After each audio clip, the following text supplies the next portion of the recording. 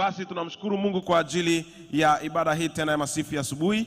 Tunaendelea na somo letu ambalo linasema ushindani wa kiutawala katika ulimwengu wa roho. Naomba watu watoke kile kichwa, ushindani wa kiutawala, battle for dominion. Siku ya leo tutajifunza kitu kingine kinachoitwa territorial spirits, roho za maeneo au roho za kimaeneo. Alafu tuna kisubtitle kidogo pale chini kinasema madhabahu ya Betheli. Hebu sema madhabahu ya Betheli. Madhabahu ya Betheli. Kichwa cha somo letu, mstari mkuu kwenye somo letu unatoka katika Zaburi ya 115 mstari wa 16 ambao unasema mbingu ni mbingu za Bwana, bali nchi amewapa wanadamu. Mbingu ni mbingu za Bwana, bali nchi amewapa wanadamu.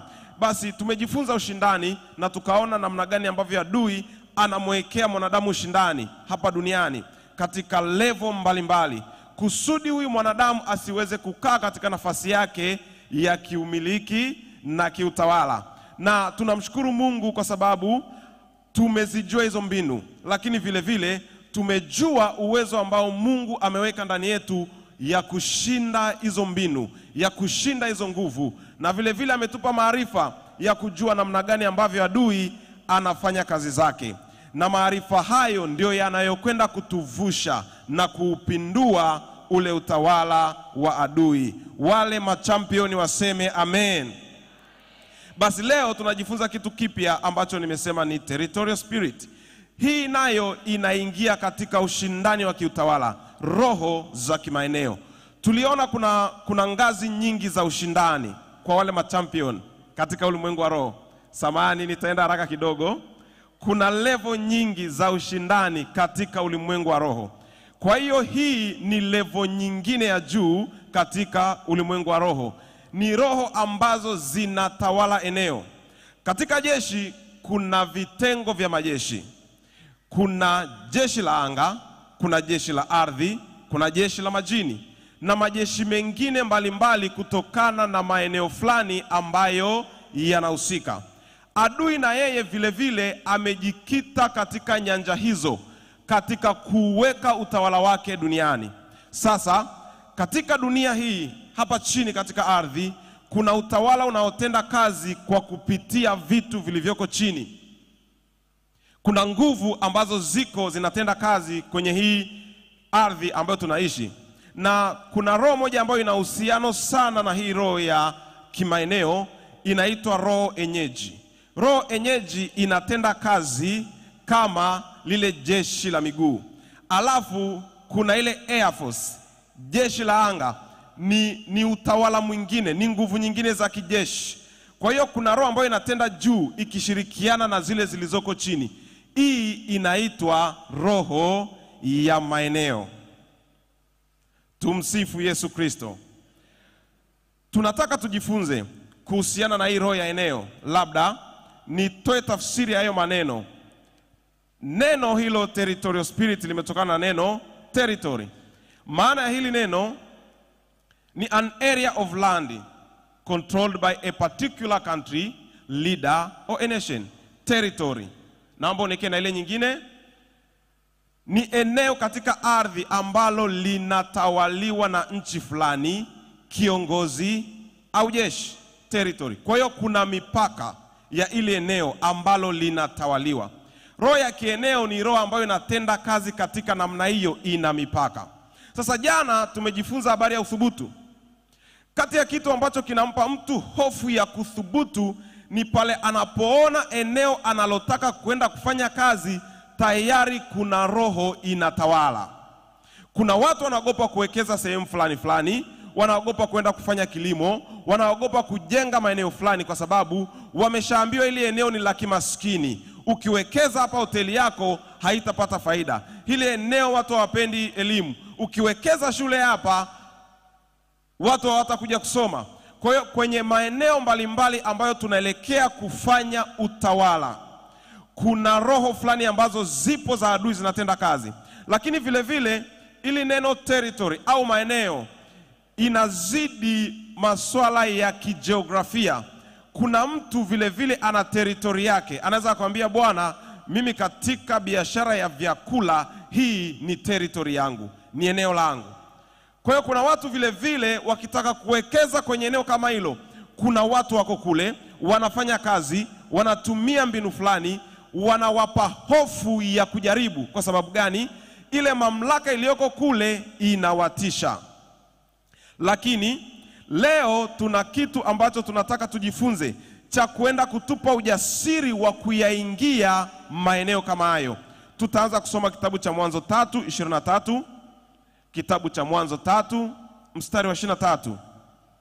Mwanzo 3:23. Neno la Mungu linasema, kwa hiyo Bwana Mungu akamtoa katika bustani ya Edeni ailime ardhi ambayo katika hiyo alitwaliwa. Adam alikuwa kwenye eneo zuri. Bustani ya Edeni ni territory fulani, ni eneo fulani. Alivyoasi, alirudishwa sehemu aliyotolewa kwenye ardhi. Bwana akamrudisha Adam kwenye ardhi ambayo alitwaliwa. Sasa hii ardhi ilikuwa ina roho fulani imetawala. Kulima kwa jasho, kula kwa uchungu, ilikuwa imetawala katika ile eneo, na Mungu alimwambia Adam hayo maneno. Tutasoma vile vile kitabu cha Mwanzo 28 mstari wa 16 mpaka wa 19. Mwanzo 28 mstari wa 16 mpaka wa 19. Naomba utuwekee kwenye screen. Yakobo akaamka katika usingizi. Katika usingizi wake akasema, kweli Bwana yuko mahali hapa, wala mimi sikujua. Naye akaogopa akasema, mahali hapa panatisha kama nini? Bila shaka hapa ni nyumba ya Mungu, napo ni lango la mbinguni. Hapa ni nyumba ya Mungu, napo ni lango la mbinguni. Tuendelee. Yakobo akaondoka asubuhi na mapema, akalitoa lile jiwe aliloliweka chini ya kichwa chake, akalisimamisha kama nguzo na kumimina mafuta juu yake. Unavyosoma habari za Yakobo, tulishajifunza kwamba Abraham aliambiwa atoke Uru ya Ukaldayo aende mpaka Mungu atakapomwonyesha. Na tukakubaliana kwamba alitolewa pale kwa sababu kuna roho zilikuwa zinatawala na asingeweza kufanikiwa pale. Kwa hiyo ikabidi Mungu amuhamishe. Na ni jambo ambalo tunakubaliana hata wa theolojia, saa nyingine mafanikio yako kijiografia. Ingawa Mungu ana uweza wote wa kubadilisha chochote, lakini anamwambia Abraham toka. Ni kanuni ya kiroho na wala haina shida kabisa. Kuna eneo unaweza kufanikiwa na kuna eneo hawezi kufanikiwa. Kwa hiyo lazima Mungu akujulishe ni sehemu gani utakapoenda kufanikiwa. Ndio maana jana tukasema unavyotoa sadaka ya uthubutu inakupa kujua ni eneo gani unaweza kufanikiwa, ni eneo gani unaweza kuwekeza. Kwa hiyo Abraham alitolewa katika ile nchi, lakini baada ya Yakobo na Esau kugombania baraka, Yakobo anarudi tena Haran, kule alipotolewa Abraham. Yakobo anarudi Haran. Adam alitolewa bustani ya Eden, akarudishwa kwenye ardhi aliyotwaliwa. Yakobo naye kitu kinatokea kama kile, anarudi babu yake alipotwaliwa. Sasa hapa unaona anarudi chini ya territory, anarudi chini ya himaya ambayo ilikuwa imefunga kitu fulani. Kwa hiyo kuna watu ambao wanataka kuwekeza, kuna watu ambao wanataka kufanya kazi fulani, kuna watu ambao wanataka kuingia kwenye nyanja fulani kufanya biashara, lakini hayo maeneo tayari yanamilikiwa na utawala fulani. Kwa hiyo madhabahu ya Bethel, hebu tuweke tena kile kichwa. Madhabahu ya Bethel, territorial spirit, roho za maeneo, madhabahu ya Betheli. Hii madhabahu ya Betheli ni nini? Nimeita hivi, ni lango la kupata divine provision, a gateway to divine provision. Ni lango la kupata yale mahitaji ya kimbingu. Mwanadamu baada ya kuasi ilibidi kila anachokipata akipokee kutoka kwa Mungu. Na ndio maana ikabidi shetani awekeze katika anga, aweze kuzuia huyu mwanadamu asipokee. Kwa hiyo kuna maeneo ambayo ameweka utawala kabisa, ukiwa pale hauwezi kupokea. Harani ilikuwa ni eneo lina mfano kama huo, kuna vitu hauwezi kupokea. Lakini Yakobo wakati anarudi kule alipita mahali pa muhimu panapoitwa Betheli. Alivokaa pale akajua hapa ni lango la mbinguni. Malaika wanapanda, wanashuka. Maana yake kuna vitu tunaweza tukapeleka mbinguni kama mahitaji, na Mungu akashusha kama majibu.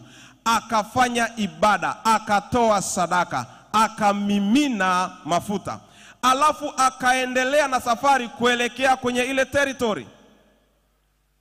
Sasa hapa tunachotaka kujifunza leo ni kwamba hii madhabahu ya Betheli ni madhabahu inayokuwezesha kufanikiwa katika mazingira yote. Andika kama unaandika.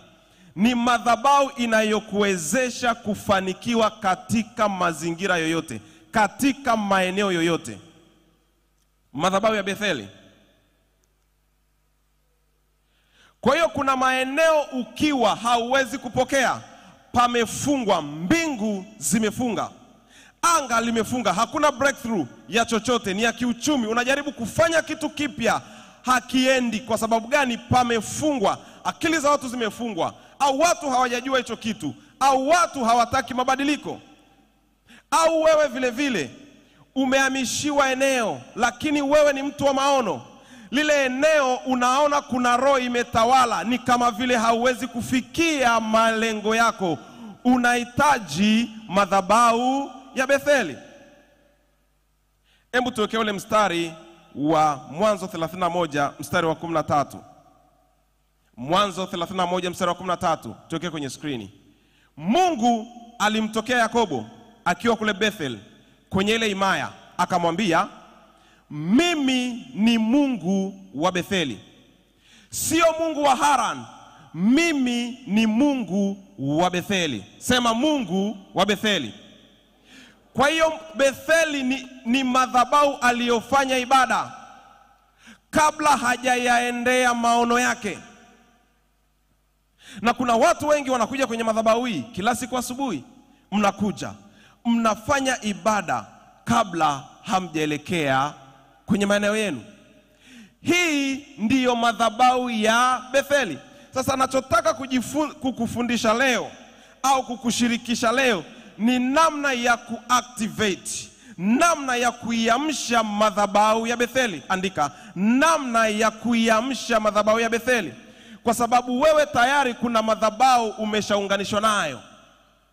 Kuna watu wako online kila siku wanasema najiunganisha na madhabahu ya Betheli. Mimi na familia yangu, mimi na uzao wangu, mimi na biashara yangu. Nawe kila siku ukija unasema najiunganisha na madhabahu ya Kijitonyama. Kijitonyama ndio Betheli yako unapofanya biashara, kwa sababu umeshaona ni lango la mbinguni. Kuna watu wamepokea kutoka hapa, kuna watu wamepeleka maombi yao wakapokea. Kwa hiyo na wewe ukaja kama Yakobo, ukatambua kwamba hili ni lango la mbinguni. Madhabahu ya Betheli ni madhabahu inayozungumza wakati mbingu zimefungwa. Madhabahu ya Betheli ni madhabahu inayozungumza wakati mbingu imefungwa. Kwa hiyo nchi ya Harani ilikuwa imefungwa. Ikabidi Mungu aje kumsaidia Yakobo kutokea Betheli. Yani unaelekea Kariakoo, lakini anayekuja kukusaidia sio Mungu wa Kariakoo. Ni Mungu wa Kijitonyama. Kwa sababu gani? Lango lako limefungukia hapa. Sasa madhabahu ya Betheli ni lango ambalo ukishalifungua, haijalishi unaelekea mahali gani, hili lango linakufuata. Kukupa kitu gani? Divine provision. Ni madhabahu, andika, inayoweza kukupa divine provision mahali popote. Ni madhabahu inayoweza kukupa mahitaji ya kiroho mahali popote.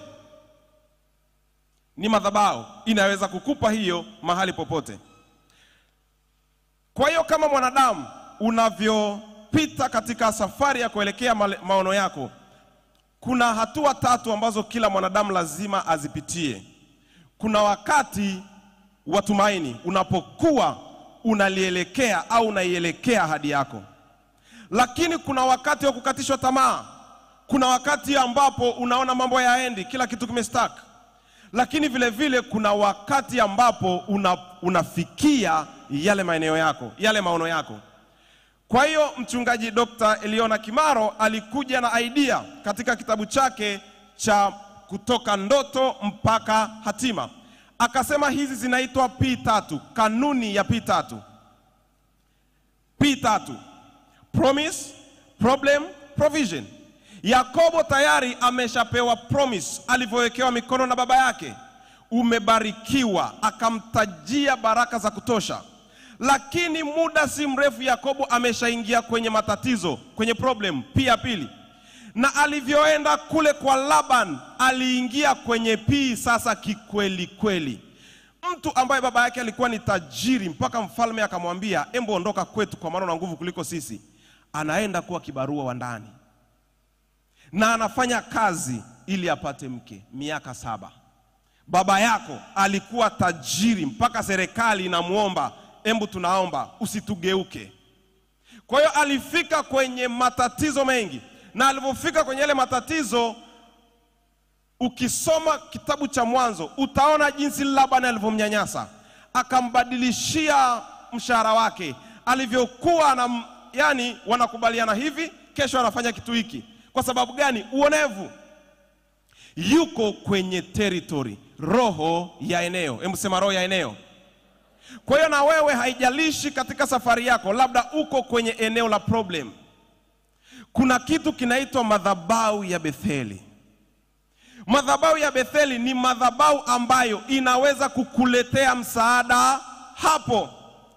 Uko kazini haupati kibali, uko kazini haupandishwi cheo, uko kazini kuna watu hawajalipwa mishahara, hawajapewa hela, wamedhulumiwa. Kuna watu wameanguka, wamerudi kule walipotoka, wamerudi nyuma kiuchumi kama Adam alivyorudishwa alipotolewa. Kuna watu wamesingiziwa, wameingizwa kwenye matatizo. Unahitaji madhabahu ya Betheli. Hebu sema madhabahu ya Betheli. Sema madhabahu ya Betheli. Kwa hiyo kazi ya hii madhabahu ni kukupa divine provision, kukupa divine provision. Ukiwa katika eneo la matatizo na kukatishwa tamaa, unahitaji divine provision. Bila hiyo divine provision hauwezi kutoka hapo. Ndiyo pekee inayoweza kukutoa. Lakini sasa unakuta hilo eneo haliruhusu wewe kupokea divine provision. Divine provision ni nini? Nitanukuu kutoka katika kitabu cha Dr. Eliona Kimaro, mchungaji wa Kijitonyama, vile vile mwalimu wa religious economy. Katika kitabu chake cha Kutoka Ndoto Mpaka Maono amesema hivi, na nukuu: divine provision ni upaji wa kimungu. Divine provision ni upaji wa kimungu. Kwa hiyo upaji wa kimungu ni nini? Na nukuu: upaji wa kimungu ni msaada wa Mungu ambao humjia mwanadamu bila kipimo. Ni ukarimu usiopimika kutoka kwa Mungu aliye asili ya baraka zote katika maisha ya mwanadamu. Mwisho wa kunukuu. Ni upaji wa kimungu unaokujia. Kwa hiyo kuna mahali unapokaa hakuna kitu kinachoflow. Kwa sababu ya nini? Territorial spirit haziruhusu kitu fulani kije kwako.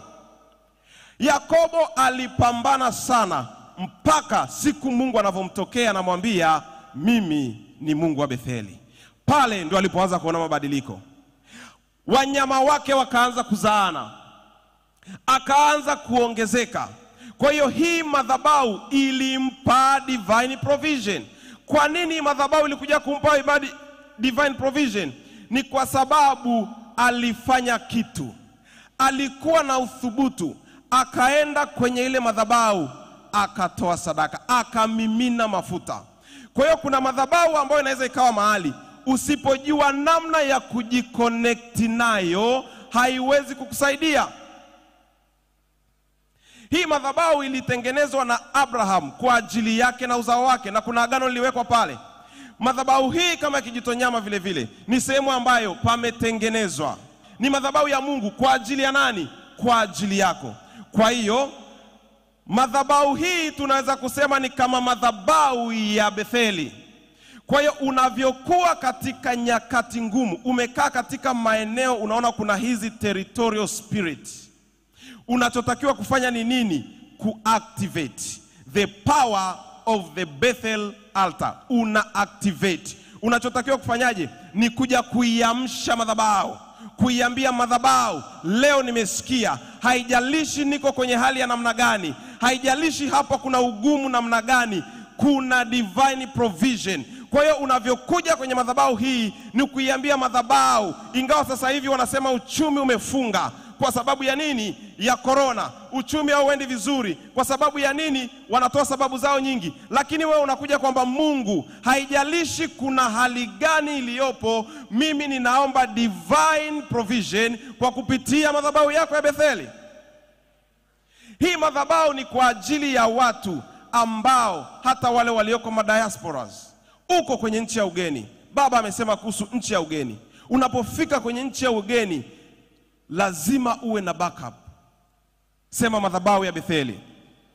Madhabahu ya Betheli. Madhabahu ya Betheli.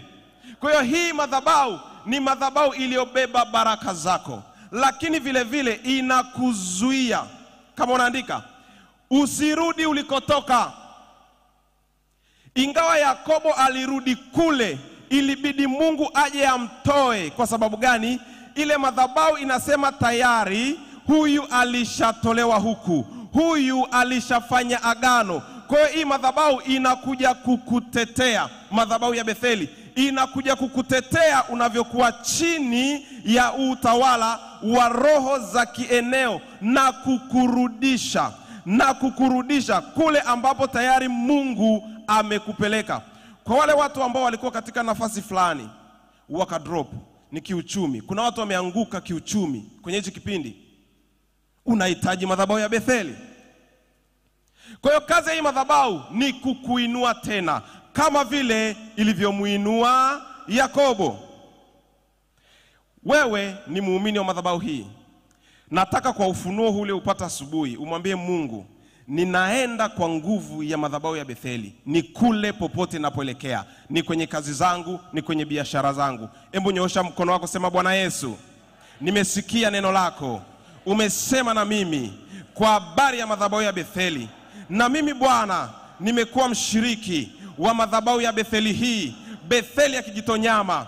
Ninaomba leo madhabahu hii ikaniachilie divine provision, upaji wa kimungu kwenye biashara yangu, kwenye kazi zangu, kwenye eneo nililopo. Kokote endelea kusema, mwambie Bwana, ninaomba sasa damu ya Yesu ikanitetee, nguvu kutoka kwenye madhabahu hii ikanitetee, ikanipiganie katika jina la Yesu. Bwana Yesu, tunaomba kwa ajili ya divine provision ya kila mmoja aliyoko mahali hapa, ni kule alipoko. Bwana, hawa ni wahudumu wa madhabahu hii, hawa ni washiriki wa madhabahu hii, nasi tunaombea Bwana kwa ajili ya divine provision. Wamekuwa wakimimina mafuta kwa njia ya sadaka zao kwenye madhabahu hii Bwana, na asubuhi ya leo tunaomba nguvu yako iende pamoja nao, ukiwapigania na kuwashindia katika jina la Yesu Kristo. Tumpigie Bwana Yesu makofi.